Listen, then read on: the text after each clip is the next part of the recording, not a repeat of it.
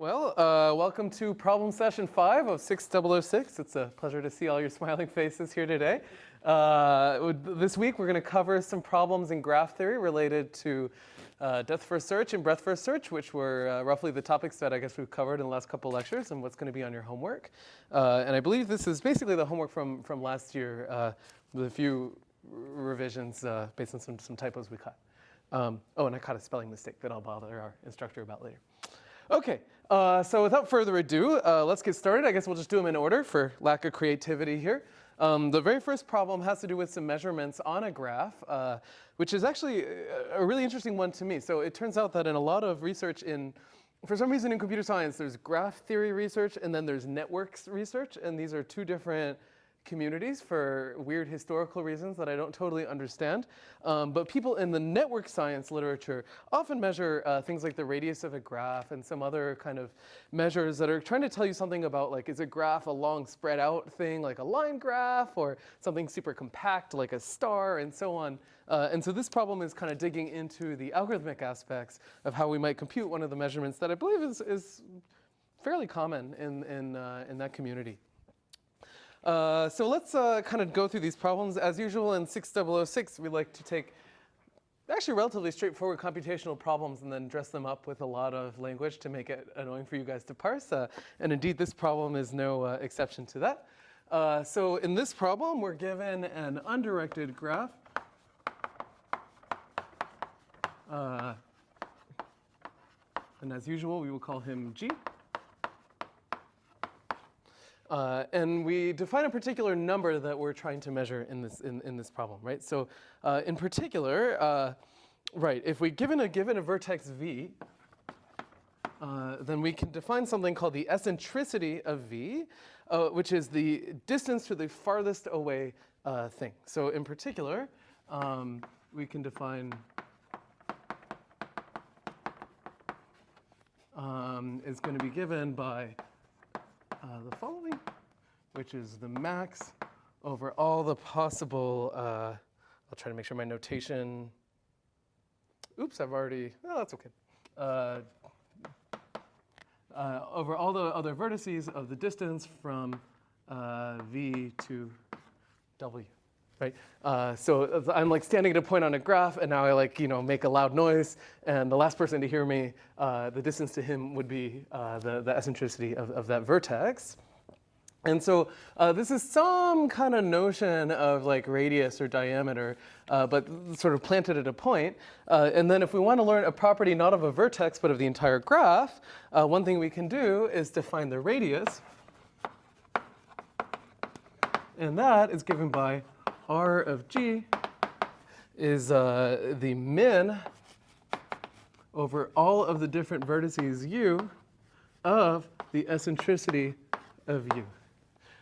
Okay, so I think this is one of these definitions that's really annoying to parse and think about, so we should draw a little bit of a schematic and see what's going on here, because especially as a geometry professor, this is kind of nice because it translates directly to what you might do in metric geometry. So let's say that I have a circle here, and I want the world's most complicated way of defining its radius. Okay, so for any given point, there's a point in a circle. That's a circle, in case you're wondering. You know, there's those internet contests where they have people that just walk up to the board and draw perfect circles and then leave. I unfortunately am not an expert at this matter. But anyway, so if we think of a point, like a circle, as some analog of our graph, and then I draw a point, which might be the analog of a vertex, right? Then what is the eccentricity? Well, it's the distance to the farthest away point, right? So for this guy, it might be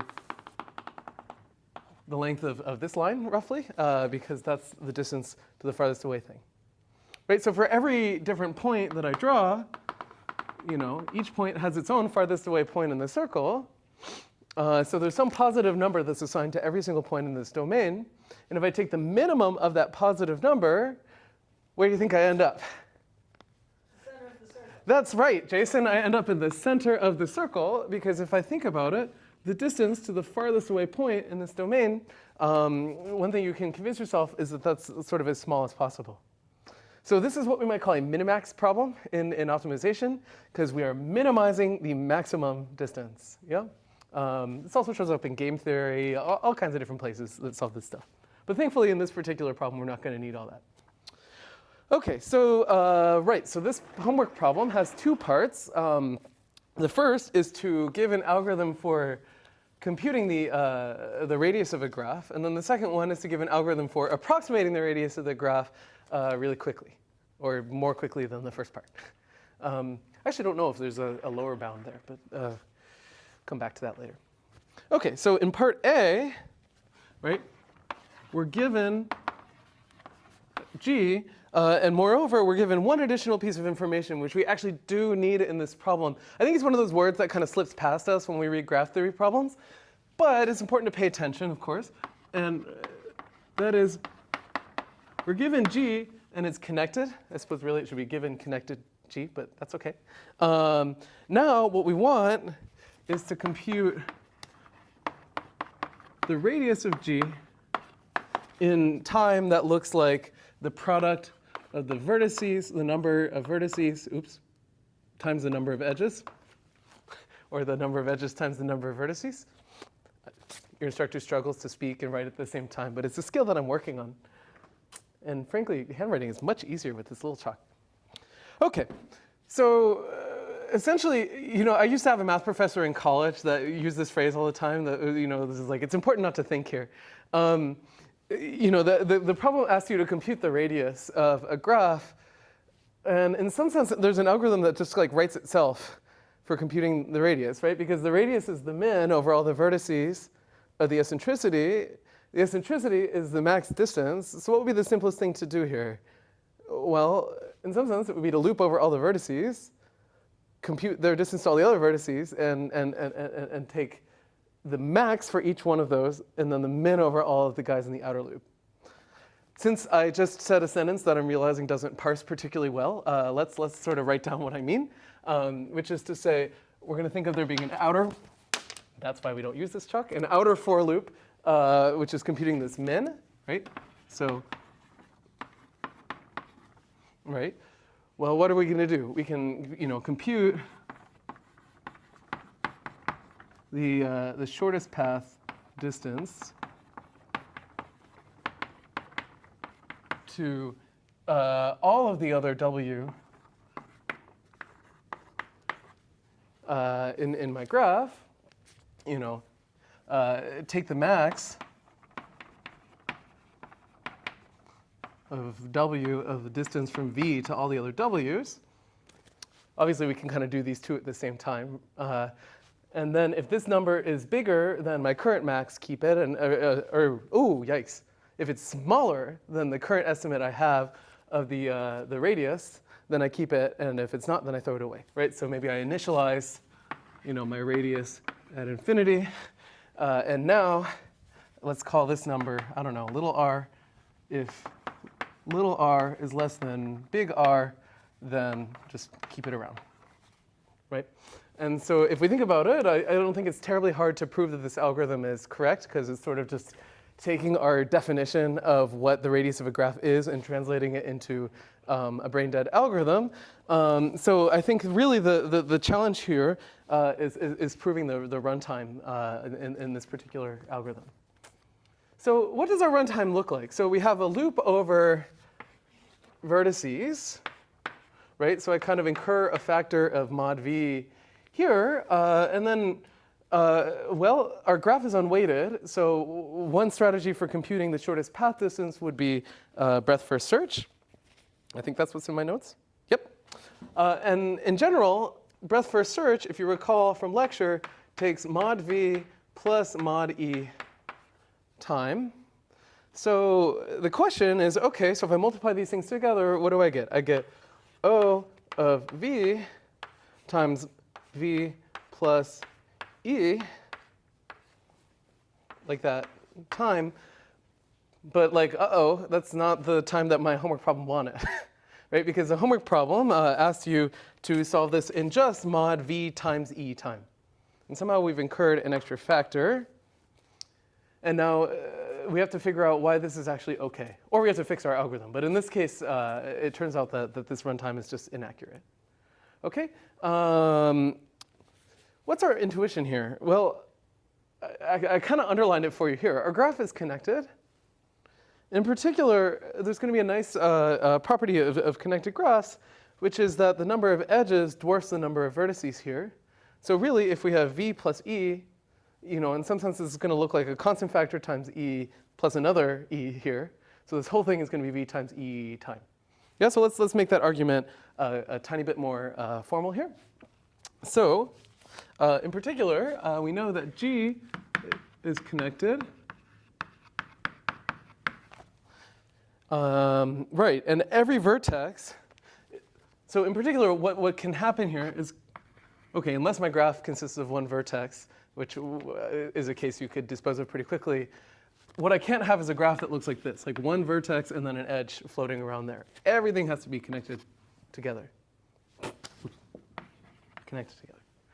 Okay, so in particular, what this means is that every vertex is adjacent to at least one edge. Again, except I guess technically the one vertex case, but I think we can convince ourselves that for any graph of constant size, we're not terribly worried about it, right? It's just the asymptotics that matter in this problem. Okay, so if every vertex is adjacent to one edge, well, and remember that every edge, kind of by definition of an edge, is adjacent to two vertices, then what we can conclude is that the number of vertices is less than or equal to the number of edges divided by 2. This is a conservative estimate. And so in particular, what does that mean? It means that V is big O of E. This is a case where we have to be quite careful about big O being an upper bound, right? In this case, typically V is much less than E. Well, depends how many edges, like if you have a really dense graph or not. But in this case, what does that mean? That means that mod V plus mod E is really just big O of mod E, right? Because this is big O of mod E plus big O of mod E. And that means that our problem really runs in V times E time, which is what we wanted in our problem. Are there any questions from our audience on part A here? Cool. I don't Yes. understand why, where you went from the first statement to the second statement there. Every At vertex. most one edge implies V is less than or equal to E over 2. Oh, yeah, so I guess there's sort of two things that matter here, right? Every vertex is adjacent to one edge at most, and every edge, yikes, every edge is adjacent to two vertices. I guess actually it's the second one that matters. So you can never have a vertex just floating by itself. So one way that I can count my number of vertices by looking at the number of edges and saying that, well, every edge can touch exactly two vertices. Every vertex has to touch exactly, well, at least one edge. So if you put those together, you can convince yourself that this bound has to be true. If you want to be conservative about it, you can just get rid of the divided by 2 here, I guess. It doesn't really matter. Any other questions from our audience? Cool. All right, so now let's take a look at part B. So in part B here, they ask us to basically do some version of the same thing, right? They want us to now approximate the radius, but we're given a smaller budget of time. So now what we want in number B here is compute an R star such that I got yelled at in my textbook that ST apparently should always be subject to. I got an angry review of the textbook I wrote because of that, which was puzzling to me. But Amazon.com is not a great source of useful data. But in any event, we want R star, which is sandwiched between the radius of G and 2 times the radius of G, like that. Now, notice, so in other words, the first thing to notice is we want to upper bound the radius of our graph.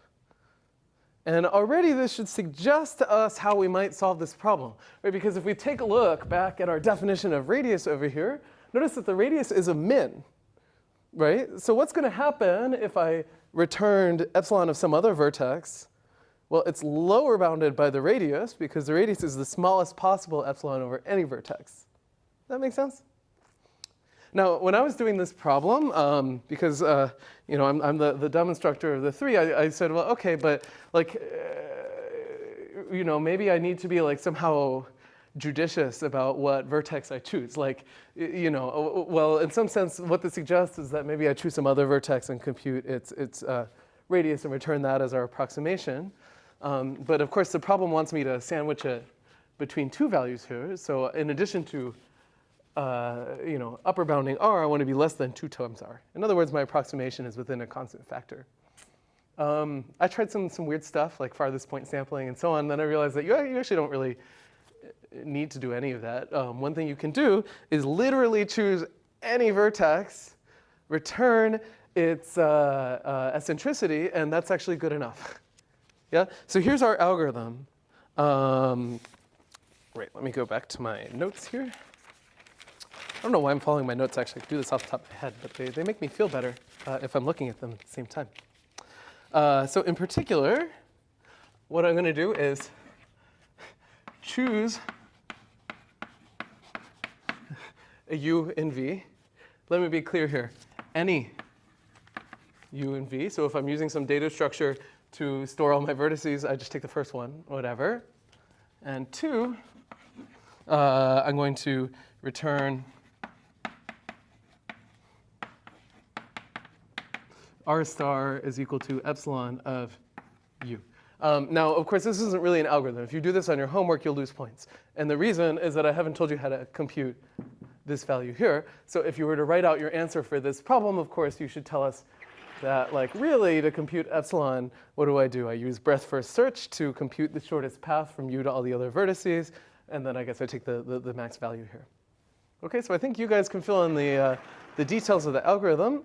The bigger challenge is going to be to prove that this is actually a good bound, right? And so, in other words, what we need to prove here, I don't know, like there's a claim, there's a proposition, there's a theorem, so we're like somewhere on that axis. I'm going to call this one a claim. I'm going to downgrade it. And that is that the radius of my graph is less than or equal to r star, which is less than or equal to 2 times the radius of my graph. Okay, so let's prove this this thing. I'm managing to use all of my boards on one problem here. Okay, so in particular, to prove this claim, I need to prove 2 inequalities. This is like 2 homework problems in one. So let's number those off. There's 1, there's 2. Okay, so let's do inequality 1. I think we can squeeze him into a relatively small space.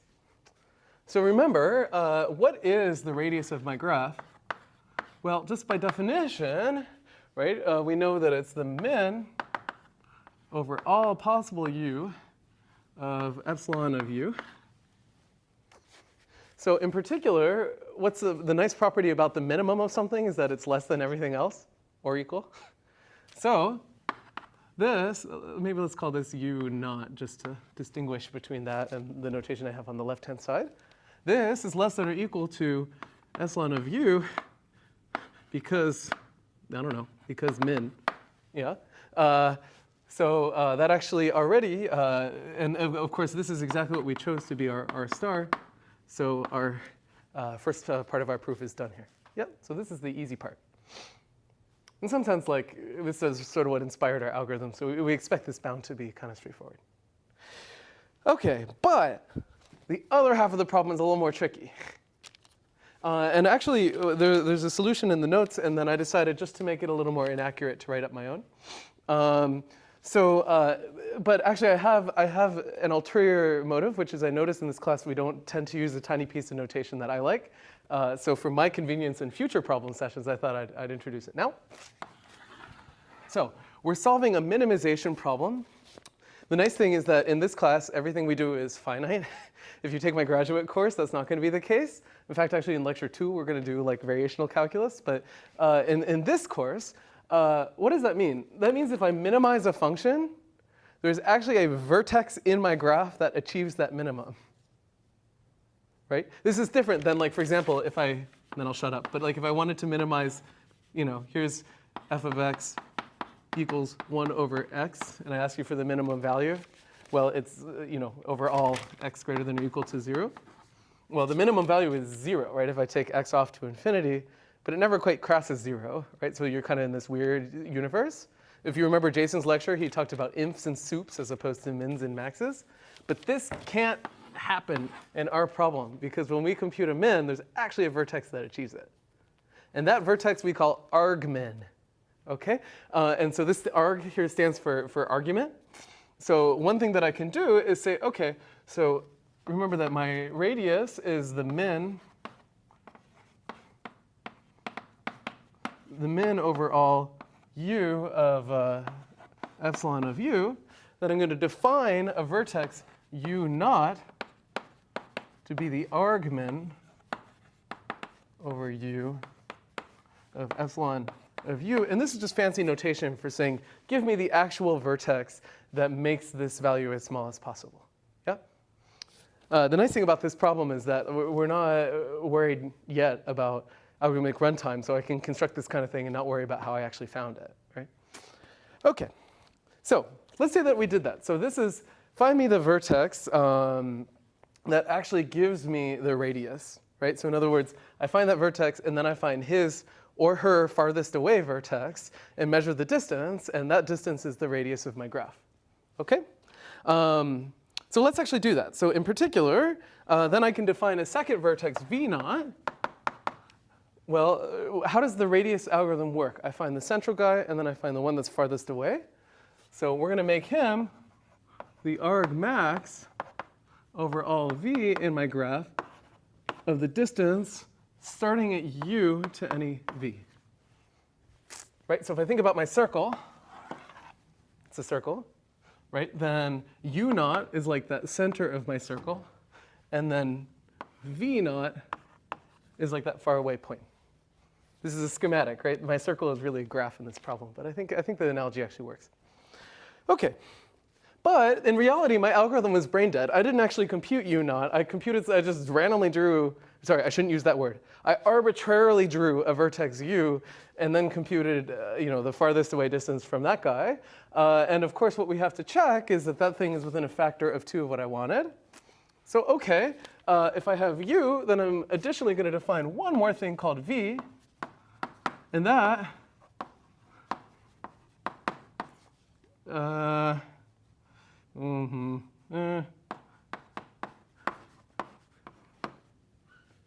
boy. Okay, so I'm noticing I'm saying one thing and I'm writing another.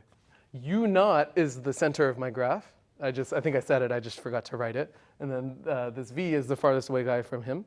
So basically the subscript 0 here means, like, is the platonic ideal of what I wanted in my problem, and no subscript is going to mean the other one. So now I compute the farthest away thing from the u that I actually chose in my algorithm. That's some v bar, right? So again, remember my algorithm just says, okay, I'm going to choose some other point v, and then return v's distance to some farthest away point. Choose a point u, and return his distance to some faraway point v. I think I've managed to lose everybody nodding together using v's here.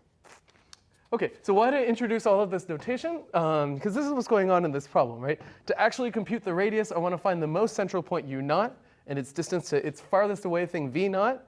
In reality, I arbitrarily chose a point u, and I returned u's distance to some point v, and I want to show that those two things are within a factor of 2 of each other.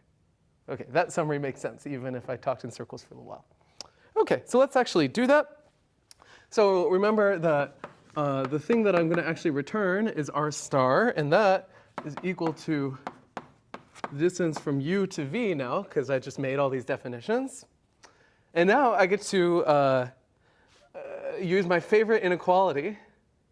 In fact, this is sort of the only inequality we know in this class so far, I think, which is the triangle inequality, which says that, of course, this is less than or equal to the distance from u to u naught plus the distance from u naught to v, right? So in other words, this is saying the shortest path from u to v is always upper bounded from the length of the shortest path from u to u naught, and then u naught to v, right? This is drawing a triangle. Aha! But take a look. What is the actual radius of my graph? Well, in my notation, the radius of my graph is exactly the distance from u naught to v naught. And this thing is bigger than the distance from u naught to anything else by definition for all of v, right? So if I flip this inequality backward, well, take a look. This is the distance from u naught to something. This is the distance from u naught to something. So I incur 2 factors of the radius, and I get the bound that I wanted. Yep. And so this is a slightly more formal proof of exactly the same thing that's in the homework notes. OK, so the one thing that's remaining is to actually show that our algorithm runs in a reasonable amount of time. So I think they give us a budget of order E time. But notice that argument is precisely the argument that we just made right here, just minus the v factor. And the v factor just came from looping over all the vertices in part A. So now I think we're done with problem 1. As usual, I've wasted too much time on the easy problem.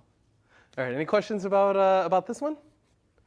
Excellent. Well, now that I've written too much, let's do the rest of it. I spent time on this problem because I like it. It looks like a geometry problem. OK. So now, let's see. In problem 2, which I noticed that this homework is kind of full of prototypical 6006/graph theory problems in general. Like they just go down the list of things that people typically do in graph theory that are like useful tricks to know.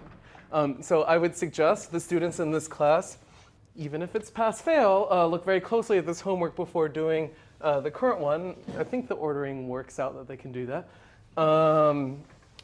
Because I think you'll get some good hints for how to solve all the current homework.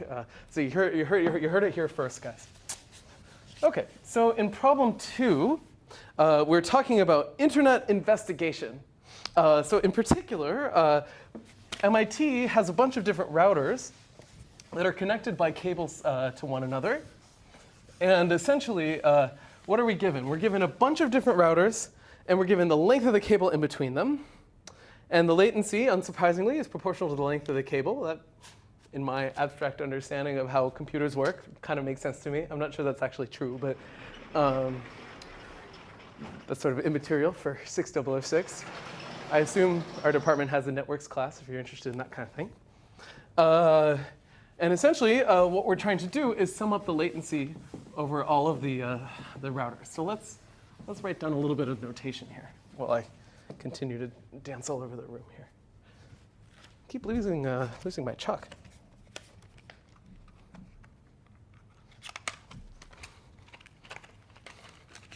Need like a holster. I feel like that would be useful for the chalk bucket. OK. So now we're going to do problem 2 here. So we're given R routers. And some of them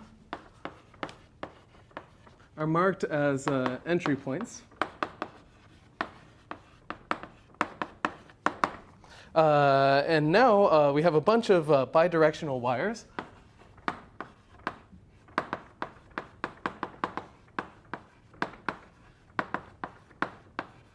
Wi, each of which has length Li, and that's a positive integer value here. Yep. And actually, because of this, so technically, I think a lot of students in this class have encountered weighted graphs before. But if you think about the narrative of this course, I think for the version of this homework, we haven't really encountered weighted graphs yet. But a better way of putting it, rather than psychologically diagnosing your instructors, is that what we're going to find is that there are often problems that look like they're weighted graph problems, but they really aren't. And this is a nice example where that's the case. OK, so we define latency as follows, that it's at least proportional to the shortest path to an entry point.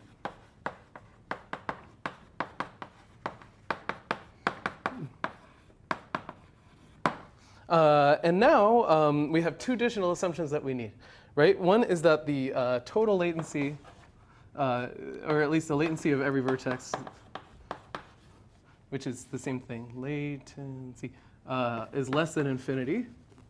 What is this really saying, by the way? Like, when would the latency be infinity? It would only be infinity if I took a pair of scissors and cut a wire and just connected from the rest of the network. Yes? Every router is connected to some entry point. That's exactly. There's some path from every router to some entry point. Doesn't necessarily mean the entire graph is connected, I guess. But at least that you can always get to an entry point. And then moreover, and this one's the real kicker here, that there's at most 100 R feet of wire. Incidentally, R stands for routers. I had the previous problem in my head and was thinking radius a long time. So don't be like your instructor and actually read the entire problem before getting hung up on it. But in any event, the thing that you're trying to do is to compute the sum over all of the routers, I don't know, R, whatever, of the latency of that router. Okay, so that's our problem here. Incidentally, this little goofy exercise I just did of taking this paragraph problem and kind of writing it in bullet points, I find helps me a lot when I'm trying to solve these algorithms problems, because I think it's really easy to just get thrown off by a wall of text here. Okay, so this problem is screaming out graph theory. We're practically using the terms here. We are using the terms, right? We've got nodes that are kind of like routers, and maybe edges are kind of like wires. But there's a bit of a catch, which is that your runtime, right? At the end of the day, I think you want order R runtime. That's where things get a little funky initially. And so we have to think a little bit carefully about how to do it. And here's going to be the trick. So this is starting to look like a shortest path problem, but what would you maybe not want to do would be to iterate over every single router or every single vertex and every single router and compute the shortest path between every single pair. Because if you did that, oh boy, I'm confusing my terminology. There are entry points, which is the thing that I need to compute the distance to. And I need to iterate over every single router and compute its distance maybe to all the entry points and then take the min or something like that. But if I had a double for loop, then I'm probably not going to get order R time, right? Because somehow you expect it to look like something squared, or like the product of two terms. So it's going to be a little more sneaky than that. And we're going to use sort of a canonical trick in graph theory. OK, so let's follow the toucan Sam approach here. We're going to follow our nose and say that, OK, there's basically a graph that's staring us in the face in this problem. But then we're going to have to make a little bit of an edit, because we'd like to use the kind of linear looking time search that BFS affords us. But it looks like we have edge weights in our graph, right? Because the wires are associated to lengths, right? Different wires have different sizes. But we have this nice fun fact, which is that the total amount of wire in our whole universe is less than 100 R. I guess the units of this 100 are kind of weird, right? It's like feet per router or something, but whatever. OK, so in particular, I'm going to make a graph with a node per router, right? So maybe here's a router. There's another router. There's router 1 and router 2. But since I want to use the sort of linear time advantages of breadth-first search when I'm computing distances, I can be a little bit sneaky about this, which is to say, instead of having 10 feet of wires, I'm going to have 10 1-foot wires. Yeah? Except now I'm additionally going to have, little chains. So here maybe the length L12 is equal to 3, right? So I'm going to put 3 edges in between. So in other words, and I'm going to connect them with chains of Li edges for each wire.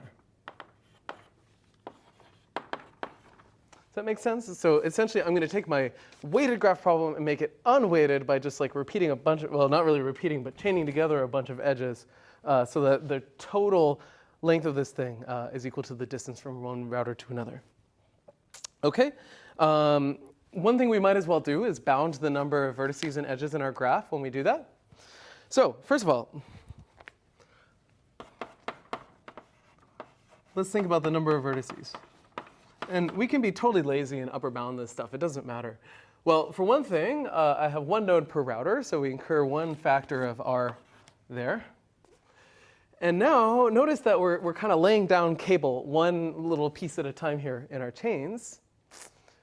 And now I always tend to have a fence post style headache about exactly what the constant factor is here, but if we're conservative about it, we incur at most a factor of 100r kind of additional edges because those are all the different pieces that we could lay together. I think it's actually less than that because of the endpoints, but whatever, because r plus 100r is big O of r.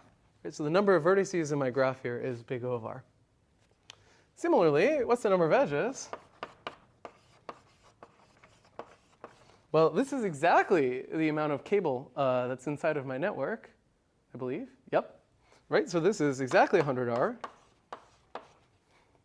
Well, I guess the way the problem is written, it's upper bounded by 100r, but whatever. So this, again, is big O of r. This is kind of convenient. So now we have one number that rules them all, right, which is r, which tells you both the number of vertices and the number of edges up to a constant factor. Right? So one thing I can convince myself is if I do BFS on my graph, that's sort of OK. Remember, that's vertices plus edges time. But in this case, those are the same. OK. So, right. So remember, at the end of the day, I'm trying to compute the latency. This is like the length of the shortest path to the entry point nodes. So here would be a brain dead algorithm, which is to say, for all routers, for all entry points,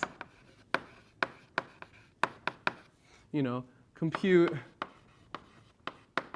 I don't know, let's call the router I, the entry point j. I compute distance ij, like using breadth first search or something, and then I, take the min of these values and add them all together, right? So I compute for every router, I look at every possible entry point. I compute its distance to the entry point. I take the min over all these things, and now I add that to my running sum. There's a problem here, which is I haven't told you the relative number of entry points to the total number of routers. So at least the way that I've written this algorithm here, how much time would this take? Well, there's two different for loops.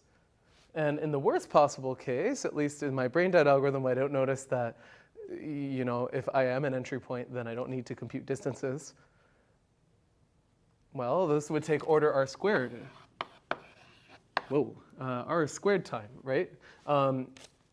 At least, right? Actually, I shouldn't even write big O. I should write, what's lower bound? Oh, God, I'm a terrible algorithms professor. Omega of r squared time, because I haven't even accounted for the amount of time that it takes to compute the distance, right? And this is a problem because I've only given you a budget of linear time for your algorithm, right? So this is frowny face. I tried drawing the turd emoji on my notes, and it didn't work. OK, so we need a better trick. And this is actually sort of one of these prototypical tricks, which is to do the following. So let's construct a graph. I'm going to draw my graph in a particular way. But notice that there's nothing about my algorithm that cares about the way that I drew it. This is just to make my life easier, which is I'm going to put all the entry points on the left and all just the remaining non-entry point routers on the right, because I can. And so this is what my graph looks like. So these are like my entry points. Here are my other routers. My graph doesn't have to be bipartite. Like it could be that my routers are connected to each other, whatever. And then there's some edges that go from my entry points to the routers in the graph. I'm trying to make sure that my graph is connected. OK, right? And so essentially what this problem is asking you to do is to say, OK, for every single node in my graph, I need to compute the distance to the closest entry point, and then sum all those things together. Right? That's the schematic we could have in mind.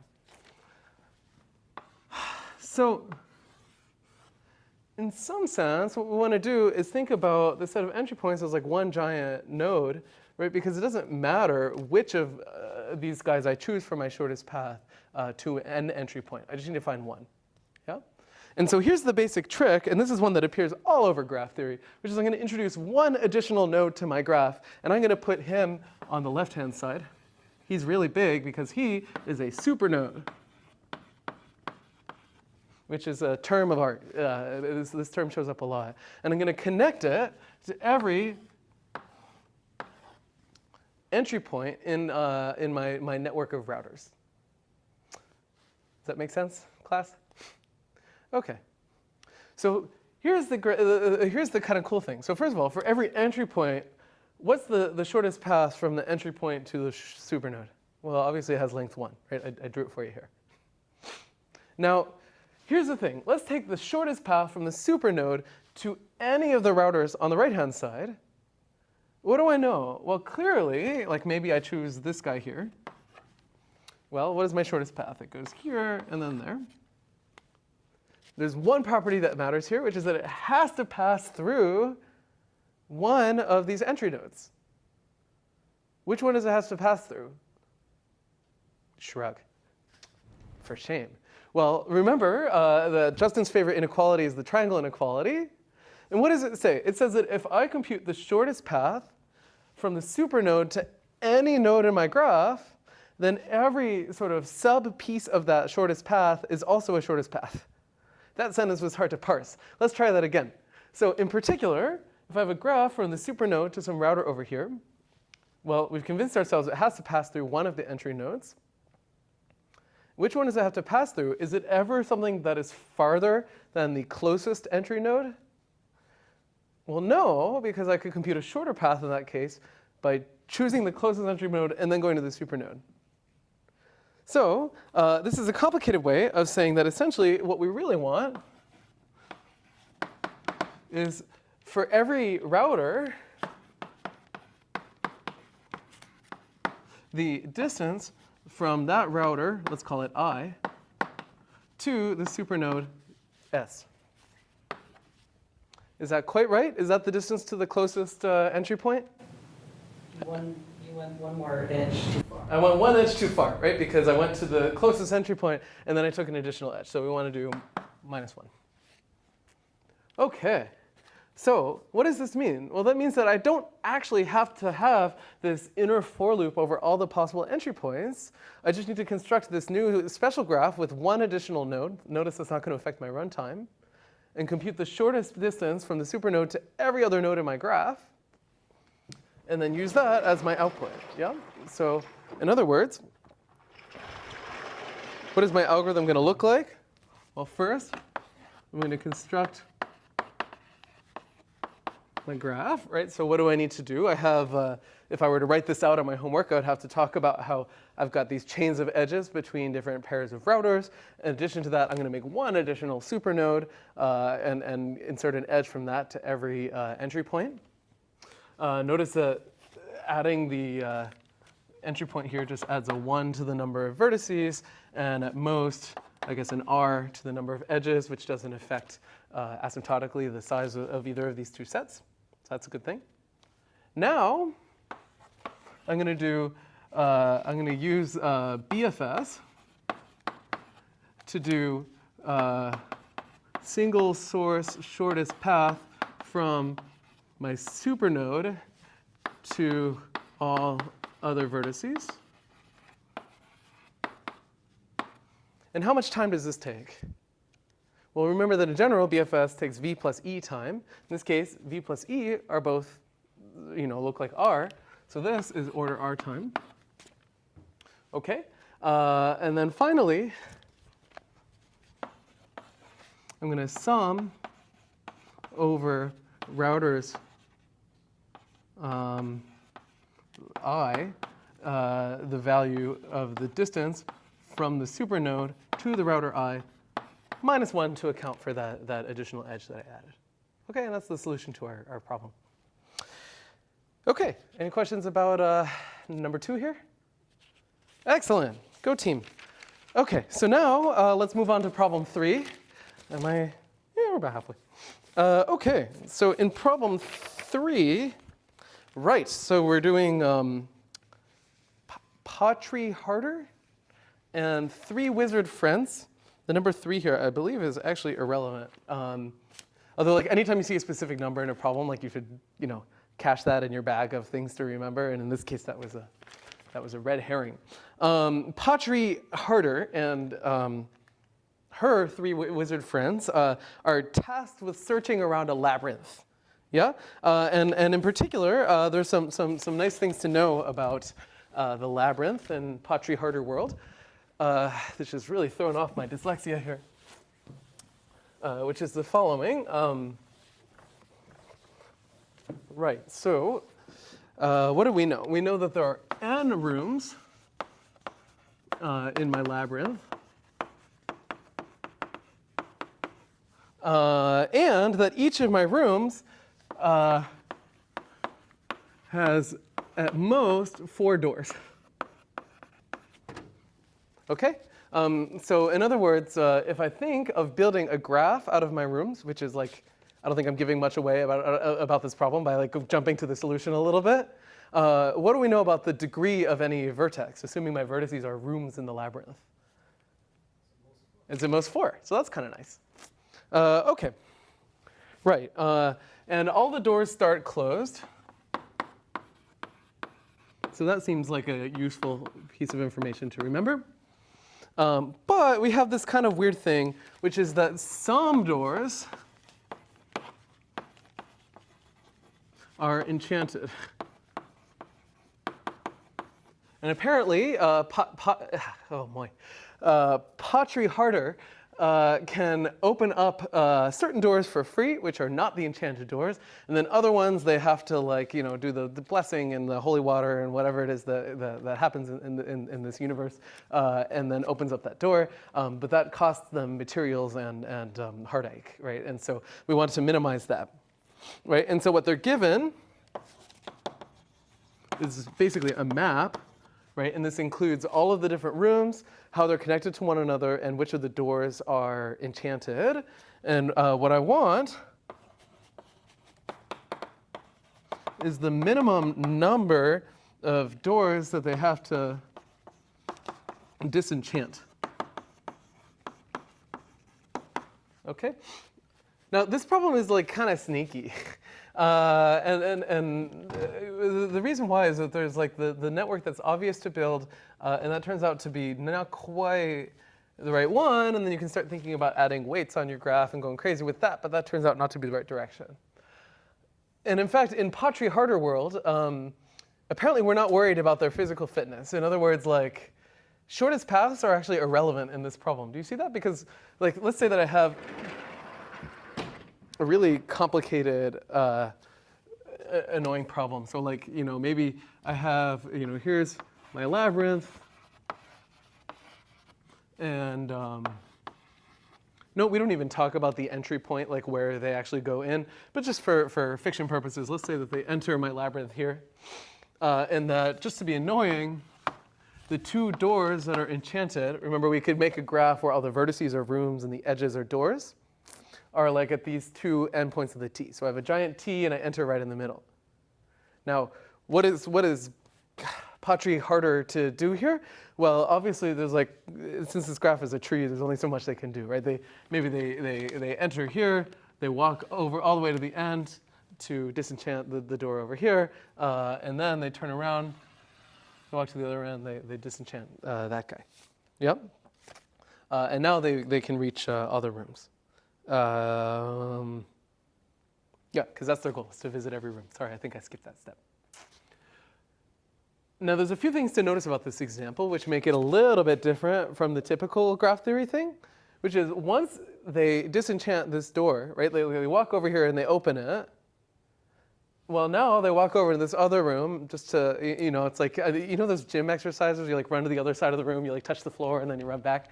That's kind of what they did here, right? They ran to this room, they tap that vertex, and now they want to turn around and walk to the other side. They don't pay money again on their way out, right? So once they open that door, it stays open, right? And that's actually quite important, because what it does is it makes this problem not look like a traveling salesman problem, which wouldn't be so great. Okay. So, right, and moreover, does the fact that they're, like, maybe I subdivide these edges, I have a bunch of edges here that are all not enchanted, does that matter? Like if I had like 5 billion edges here? No, right? Because they only ask in this problem for the minimum number of doors that you have to disenchant. Yeah? So it might be the Harry Harder walks really far along my graph, but as long as they don't walk through an enchanted door, it costs them nothing. So what does that mean? Well, that means that, like, in some sense, the second that I enter a room, I might as well walk to every other room that it's connected to through unenchanted doors, and that doesn't cost me anything. Right? So sort of as a policy, I should do that, right? I enter a room, and then I kind of just search around and enter every possible door that I can that doesn't cost me an enchantment, because those are free, and my goal is to visit every room. Yeah? Okay, so here's going to be the sneaky trick. Like, what is that starting to smell like? Right? I open a door, and now I want to explore all the other rooms that are connected to that one. Maybe a connected component. Yeah, maybe a connected component. There's a problem. Is it connected component in this graph? Well, no, like this whole graph is one giant connected component. So the sneaky trick is we're actually going to remove the enchanted doors that was supposed to erase, and it didn't happen. But the point is that if we remove the connected doors, these are like the chunks of my map that I can visit without incurring any cost.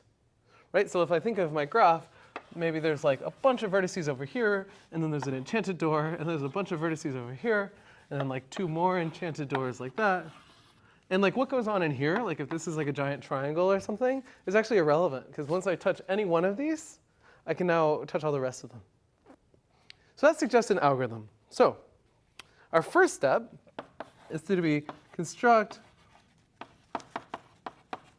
a graph G where the nodes are the rooms,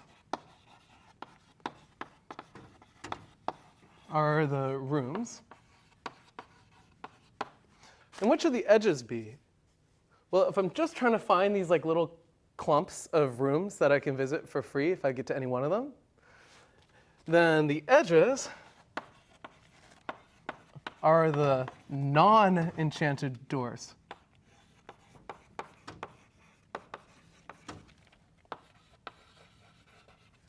Okay? And so now, in step 2, I'm going to compute my connected components, which we covered in lecture. The connected components of my graph G. How much time does that take? Well, remember that there are 2 different algorithms we mentioned that can do this. This is full BFS or DFS. And both of them are going to take the same amount of time. Right? What is that time? Linear in the size of the graph. Linear in the size of the graph. Okay, so initially, right, that could be problematic because I want order n. Remember there are n rooms here.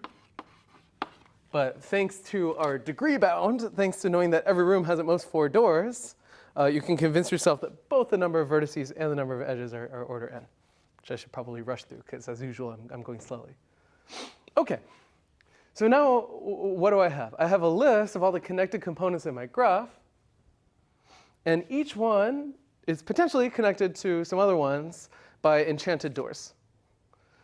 So in some sense, I could think about, this is not to say it's the solution to the problem, but I could think about modeling my problem as making some new graph, where like I put a giant vertex in every connected component, and maybe I connect them by enchanted doors, and I want a path that touches every one of these rooms. But that's not quite the right way to go. And this is what catches me by surprise, because this starts sounding scary, right? If you've heard of the traveling salesman problem, it like kind of smells like that. But that's not actually correct here for 2 reasons. One is that once I open an enchanted door, I can go back through it. Like I can like hopscotch back and forth through that door as many times as I want, and it doesn't cost me anything. It only costs me something the first time I open it. Yeah? And moreover, I didn't ask you to actually compute me that path. If you read the problem closely, it just asks for the minimum number of doors you have to open. So this is a really sneaky problem, because it turns out there's additional 1 line of code that solves this problem. That's step 3, which I'm going to write before steps 1 and 2, just to keep you confused. And that is to return this number of connected components minus 1. That seems sneaky. Why is that? Well, what's going on here is the following, which is that, let's say that I walk along, remember that my graph is connected, so what I know is that I can always get from any one connected component to any other, right? And so let's just take whatever ordering. Notice that the problem hasn't actually asked me how to return an efficient path. It just asked me for the minimum number of doors I have to open. So all I have to do is convince myself there exists a path with this many doors I have to open. I don't have to actually return it. If I did, it would be mildly more annoying to think about. Okay. So my graph is connected. So one thing that I could do is make the worlds how do I want to do this? Well, let's see here. I guess I could come up with an ordering that looks like depth first search of my graph. That should do it. Okay, so maybe I started this guy. I just started some arbitrary vertex. I'm going to do depth first search, but rather than on the full graph, on this kind of meta graph where I've clumped together rooms that I can get to with no cost, right? So what am I going to do? I'm going to start walking outward toward this guy, and then in depth first search, backtracking, and then going back down. And if you think about it, remember that in depth first search I have this property I never need to revisit a clump once I've got to it once. Well, the total number of doors that I'm going to open is exactly the number of connected components minus 1, because as soon as I've done that, my depth first search is done here. Yeah. In other words, that's the number of nodes in my graph. So if I took, what would be a better way so I'm noticing that in my head this was easier to articulate than in words. Here would be a way to do it. Would be maybe add some more enchanted doors to the graph. Maybe add some more enchanted doors. That's true. Actually, my problem's a little too easy. So as long as my depth first search backtracks along the paths it's already found, then I'm sort of reaching out into this tentacle and then reaching back and then reaching into a new place. I'll never traverse an enchanted door that I don't need to because I've already seen the location. You're traversing a tree? Yeah. So I've got a shortest path tree that's going on here. Actually, I guess a breadth first search would be a better example. In fact, okay, let's be concrete about it. I'm sorry, I should have thought about this more carefully than I did at home yesterday. One thing I could do would be to compute a shortest path tree from one vertex in this graph to all the other ones. In particular, that gives me the shortest path. And I could traverse that tree to one node, and then traverse it all the way back, and then traverse it to a new node, and then traverse it all the way back, and so on. This is not an efficient path from a walking perspective, but from a door opening perspective, it's extremely efficient because it's a tree, right? And remember that the number of edges in a spanning tree of my graph is exactly the number of vertices in my graph minus 1, which is exactly the property we have here. Whew, sweating for a second there. Okay. So now in our remaining 30 minutes here, we've got 2 more problems, which is more than enough time. Especially because the last problem is largely combinatorial and less algorithmic, so I think it's okay to focus, maybe talk about that at a high level and show a fun plot. Okay, so for problem 4, we have an airline, Purity Atlantic. That's cute, Jason, really. And it's owned by Richard Ranson. Did I get that right?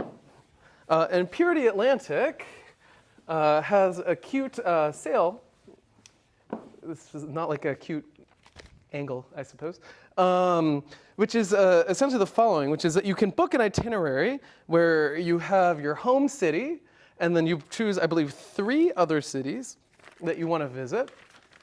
And then Purity Atlantic, maybe you're on your honeymoon and you're not concerned with price, but rather just the efficiency because you don't want to spend your whole time in an airplane. That's particularly true this month.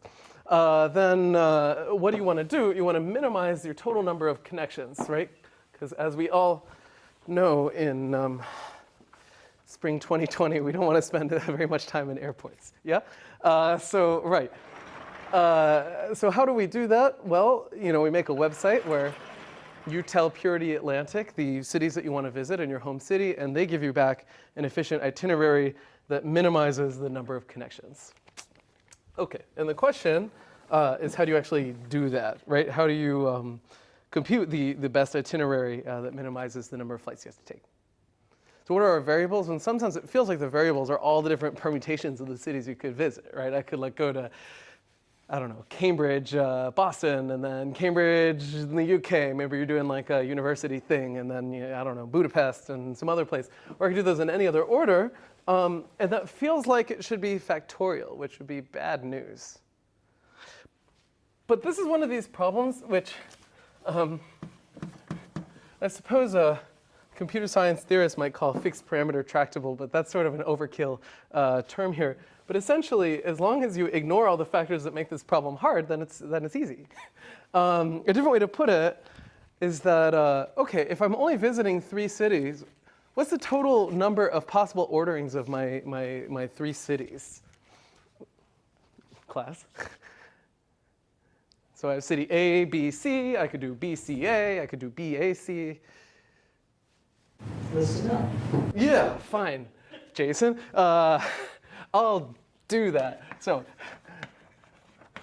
this is what we call direct proof mathematically, which are all the possible ways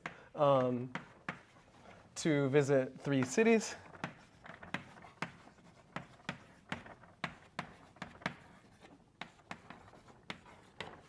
And now, by my direct proof, I claim there are no other ways to visit 3 cities. And in particular, there are 1, 2, 3, 4, 5, 6 different orderings of the cities that I can visit. Notice that this is a constant in my problem. I am not asking you to make a website that takes like the total set of cities that you want to visit as a couple and order them. It's specifically 3. You might also notice that 6 is 3 factorial, which is perhaps a more efficient way to get to that same bound.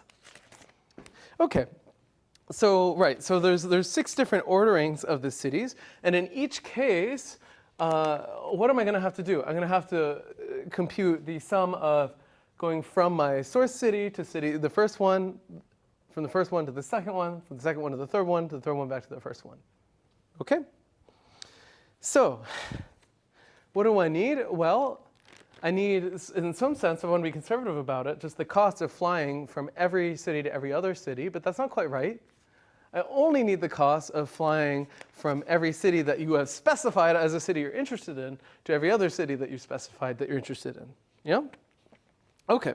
So in particular, I go to my new one. Right, so in this problem, we have C cities and F flights. Yeah. Okay, and initially it might seem that we have to compute a ton of shortest paths, but like if I want to go from Boston to Budapest to London to, I'm running out of cities, Paris and back to Boston, or whatever ordering I prefer, do I need to worry about the shortest path from Nebraska to California? Potentially not, right? Like that could be irrelevant. The only ones that I care about are those 4 cities that I've identified.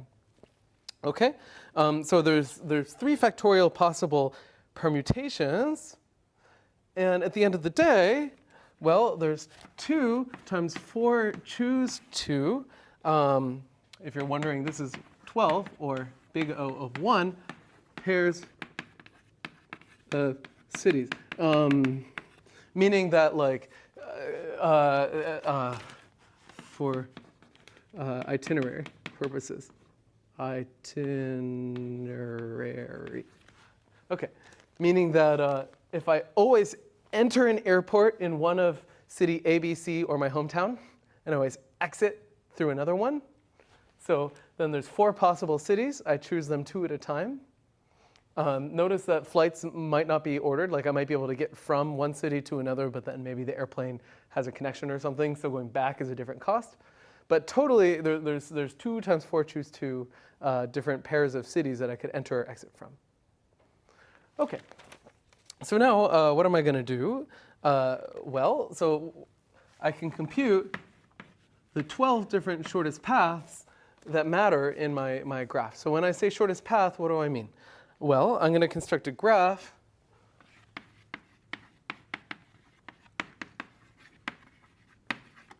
G with 1 vertex per city, right? and 1 edge per flight.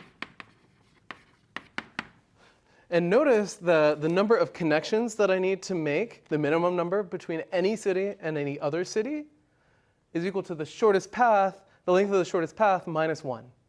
Right? So like maybe I have, like here's Boston, here's London, here's Paris, BLP for short, right? Then the length of my shortest path is 2, and the number of connections I have to make is 1 because I stopped through London.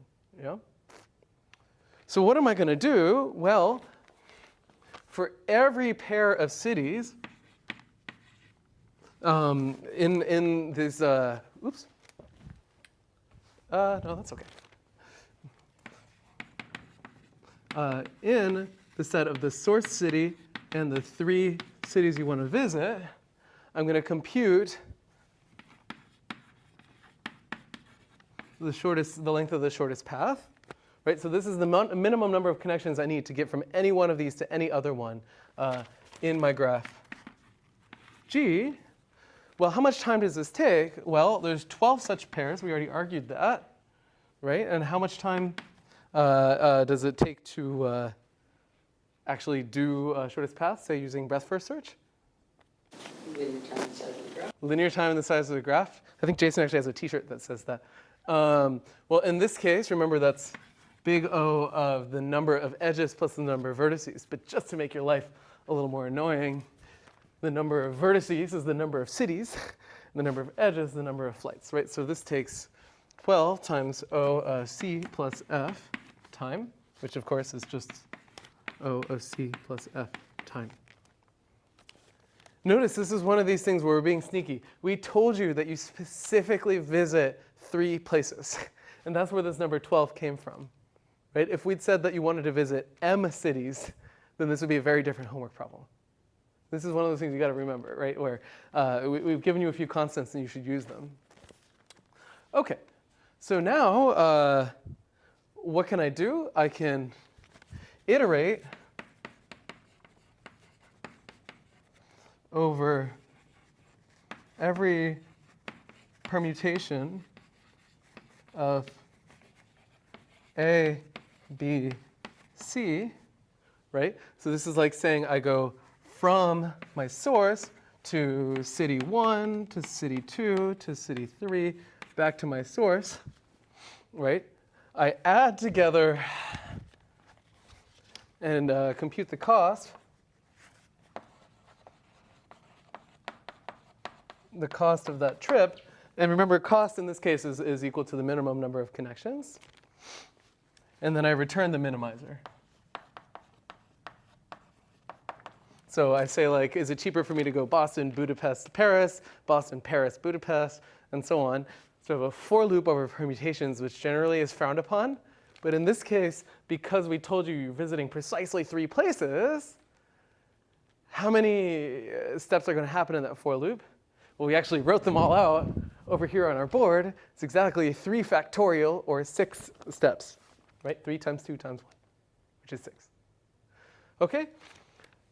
So, right. So at the end of the day, this for loop is going to take, well, order 6 time, which of course is just order 1, so it doesn't really contribute to our runtime at all. And our entire algorithm runs in C plus F time. Okay, so right. So this is one of these problems where you're really taking advantage of the constants that we gave you. We said you're visiting 3 cities, so use it. Incidentally, as a computer science theorist, if I said you're visiting exactly 17 cities, well, what would be our numbers now? I mean, there would be 17 factorial and then like 17 choose 2. And those are big numbers, but they're still constants. So for purposes of this class, that would be OK. But the second that I gave it a name like M, then I got to think about those factorial things a little more carefully. All right. So that's this problem. So the basic trick here was that, like, yeah, it looks like all pairs shortest path, but it's not quite. It's all pairs of things that you're actually going to travel between shortest path. And since that number of pairs is finite, it's just 12, that's an OK thing to do. OK. How are we doing? 15 minutes, perfect. I didn't want to do the last problem, and I think I've managed to get myself in exactly that position. Okay, so the very last problem on this homework, which again, this homework really follows the prototypical 6006 breadth first search, depth first search homework. I feel like they all fall into a similar pattern. Again, all these resources are available to you guys. You should look at them. We're not trying to hide anything. This problem involves solving a pocket cube, which is like a little mini Rubik's Cube, which is 2 by 2. And it looks like this. There's chalk, actually. Here we go. Right, so here's my Rubik's Cube. Looks like a cube, which I'm having some trouble drawing. And in particular, it's 2 by 2, which makes it a little easier than your typical Rubik's Cube. Okay? And in particular, we're going to mark some faces. Sneakily, they used a little geometry term here, which is cute. So here's face F0. I'm sorry, you can't quite see that, but the top face is F0, in case you were wondering. The left face is F1, and the front-facing face here, F2. Notice that we've identified these by like vectors that point 90 degrees out from the face. These are called normal vectors. If you want to define those rigorously, you can take my grad level class. But for a Rubik's Cube, it's not terribly difficult. But in any event, I can talk about flipping this Rubik's Cube in a pretty easy way, right? Which is that I'm going to fix one corner of my cube. So this is like the corner that I'm holding onto with my hand. And now I can grab the top, the side, or the front of my cube, and I can rotate it clockwise or counterclockwise. And you can convince yourself those are all the possible ways that I could sort of mess with the state of my cube after fixing one corner. Okay? Right, and so this problem basically is involving sort of a very typical trick. In fact, a lot of the history of these different search algorithms, breadth first search, depth first search, A*, which I guess we won't really cover here, date back to what 20, 30 years ago we would have called artificial intelligence. These days that has a very different meaning. But back in the day, AI was all about like solving board games and Rubik's Cubes and all these kinds of things using algorithms, right? And the way that they would do that is by searching the different spaces of configurations, right? So now, if we think of every face of this cube as painted with a color, right, then there are different configurations of my graph that I get by like flipping the three sides, right? So if we think of there being a vertex for each state of my cube, where state here means like the coloring of every face on my Rubik's Cube, then there's an edge for every move. And in this problem, we encoded a move as a pair j comma s, where it's saying that I'm going to rotate face fj, where j is between, I guess, 0, 1, and 2, in direction s, and we can just index that as like plus or minus 1 to kind of say counterclockwise or clockwise, right? And so this is kind of a cute thing, right, where your graph has a bunch of vertices, which are all Rubik's Cubes. That's a cube. And then there are edges, if I can get from one to another by doing one of these moves. And this is a nice abstraction because if I want to solve a Rubik's Cube in the most efficient way possible, one way to do that is to compute the shortest path from my current configuration to the Platonic Rubik's Cube, right, where all the colors are constant on the different faces of my cube. Yeah, and so that's like a sort of basic identification that happens all over the place in search strategies, where like I'm going to think of every vertex of my graph as being the state of some system, and every edge as being a transition from one to another. And then paths in this thing are kind of like different ways of solving my puzzle, right? So like a different one would be, I don't know, every vertex is a chessboard with the chess pieces scattered on the chessboard, and every edge is one chess move by one player or the other. In that case, you have to be a little careful because you want player 1 or player 2 to go back and forth from each other, but I'll let you think about the reduction there. Okay, so right, this problem I think largely is mostly just fun, like combinatorics rather than algorithms, but there's a little bit of algorithms hiding in here. So they want you to argue that the number of distinct configurations of this Rubik's Cube, this 2x2 guy, is less than 12 million. This is nice because 12 million is a number that computers can actually cope with. And so there's a pretty straightforward argument there. Right, so in particular, here's a cube. How many corners are in a cube? 8. Thanks. I hid one back here, in case you're wondering. So let's say that I fix a corner of the cube, like we've done that, right? Then every time that I rotate one of the faces of my cube, clockwise or counterclockwise, I'm essentially like taking one corner of my cube and like sticking it in another place, right? So in all, 7 corners of my cube can move. And if I'm not worried about like, it could be that like some of these permutations are not actually achievable by a set of steps, like maybe I'd have to break my Rubik's Cube and glue it back together. But if I'm being conservative about it, there's of course less than or equal to 7 factorial different configurations of the corners.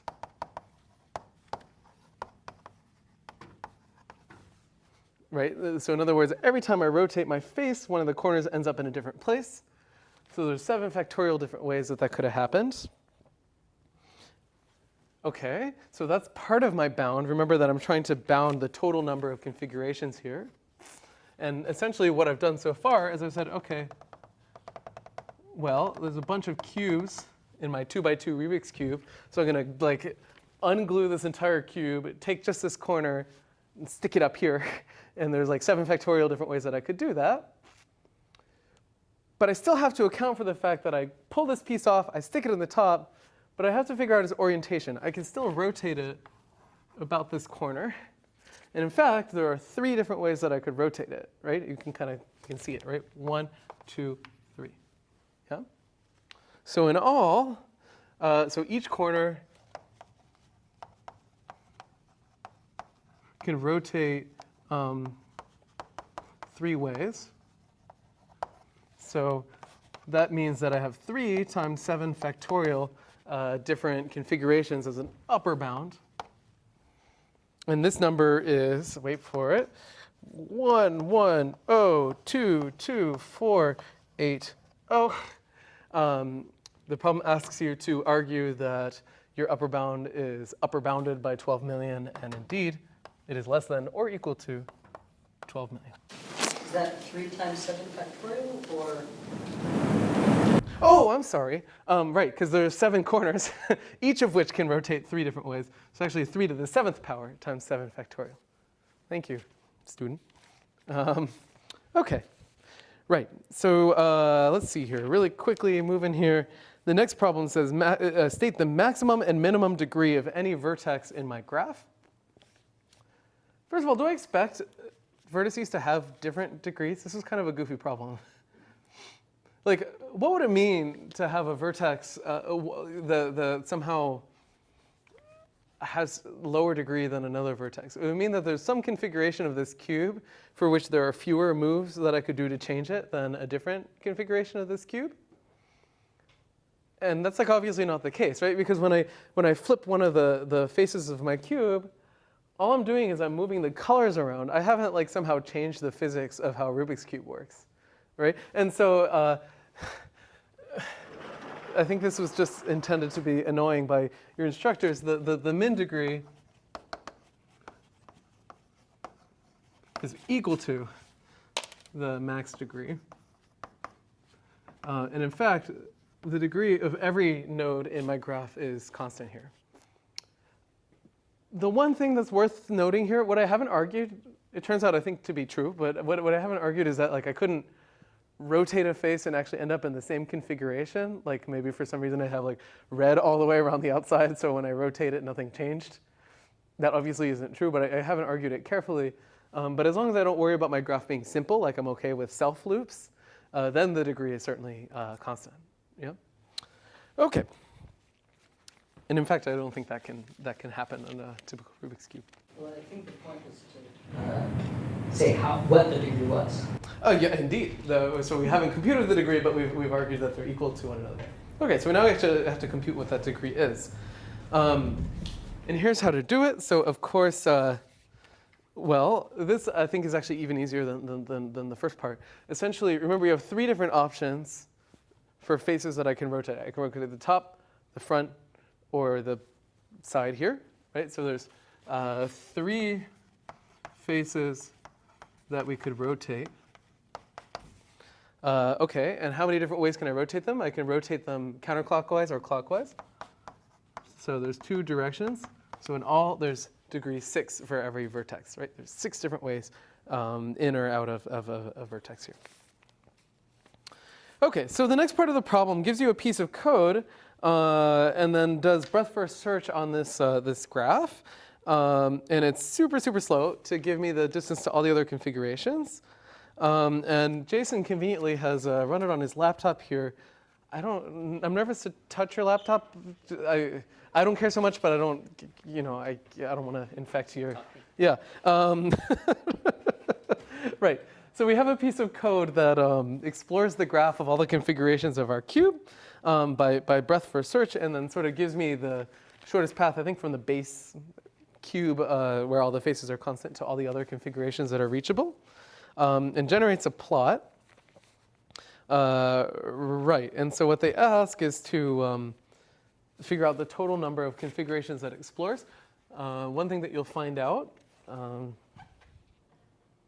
center down, is that it explores pretty much a third, in fact, exactly a third of all the possible configurations of my cube. I think we can see that here. So I guess it runs this whole thing. You sum them all together. Right. Oops. That's okay.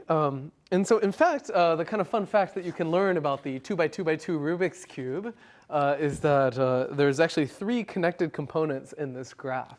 So in other words, there's sort of like 3 different Rubik's Cubes you can make modulo all the different flips that you can do to the faces. And those correspond to 3 corner rotations of one of the corners of the thing. Okay, so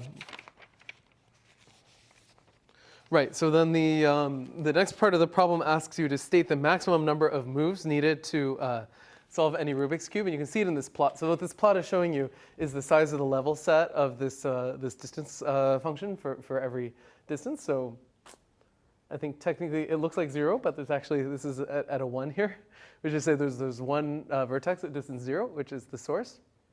Right? And as we move farther and farther out, our tree is expanding, and we're seeing more and more vertices.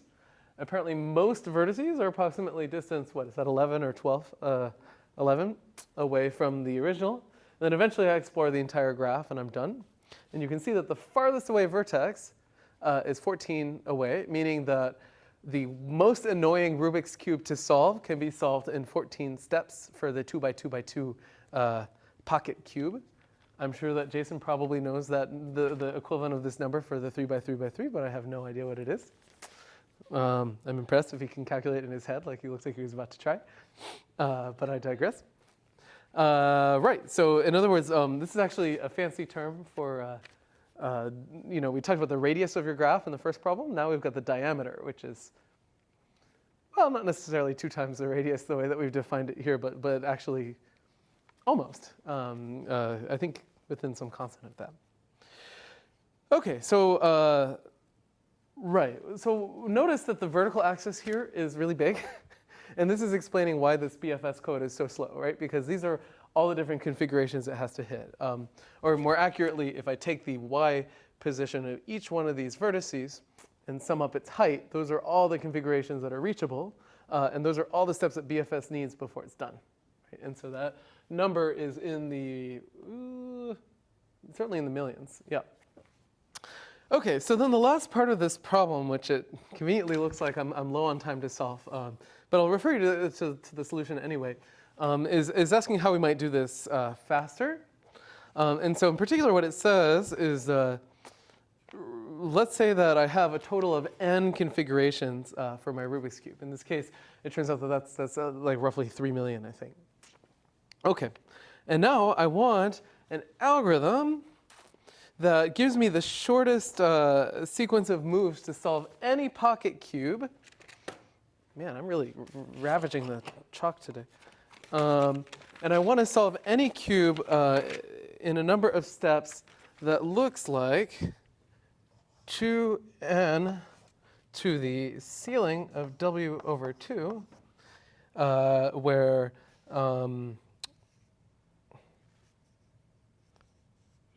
let's see here. The code provides, sorry, this problem changed on me this afternoon.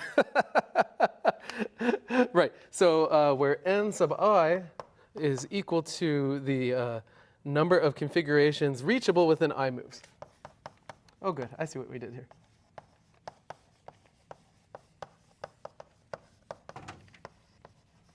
Right, so like if this is my base cube, then we've got like maybe like a 6 different, 1, 2, 3, 4, 5, 6 different cubes that I can reach from those, and then there's 6 cubes I can reach from all of those. But of course, some of those might be pointing backward or to each other. But this is the number of things that are reachable in I moves. And they ask for an algorithm that finds the shortest path in this amount of time. By the way, big N typically exponentiates in that subscript there. This looks innocent, but it's not. The basic trick here is to do, I'm not going to bother writing it down. We'll just talk about it for a second and call it for the day. Well, I'll draw a picture. So the breadth first search algorithm that we've thought about so far chooses a vertex and then computes level sets outward from that vertex until it maybe reaches the destination that you want to hit. That doesn't quite work here. And well, I mean, it does work, but it's going to be quite slow because, like, let's say I had bad luck and I were in that 14 vertex, right? Then somewhere in there, I'm going to hit this big height, which is sitting over the 11, before I can get to vertex 14. So the trick here is it turns out that I can do it by only ever getting to 7. And the way that I'm going to do that is instead, I'm going to run BFS sort of in parallel for 2 different vertices, right? The source and the target. So in this case, my current cube and the cube I would like it to be, like the solution to the problem. I'm first going to compute the level set 1 of that cube, then level set 1 of the next cube, and level set 2, 3, 3. And notice that eventually they're going to intersect pretty much right at the midpoint. And so the size of the level set, I never need to compute a level set that's bigger than half of the shortest path length. I have to round up to be conservative about that. And that's where I get this factor here. So this is a nice little trick for reducing the search size. This is another kind of standard trick. If you look at some of the code people use for solving board games algorithmically and so on, I think they typically sort of search from the beginning and end state outward and try and meet in the middle for exactly this reason, which is that exponential growth, as we all know, can be quite problematic. All right, folks, so I think we're just about out of time, and I've certainly worn myself out. So with that, hopefully we'll see you next week, and yeah, I hope everybody's doing well.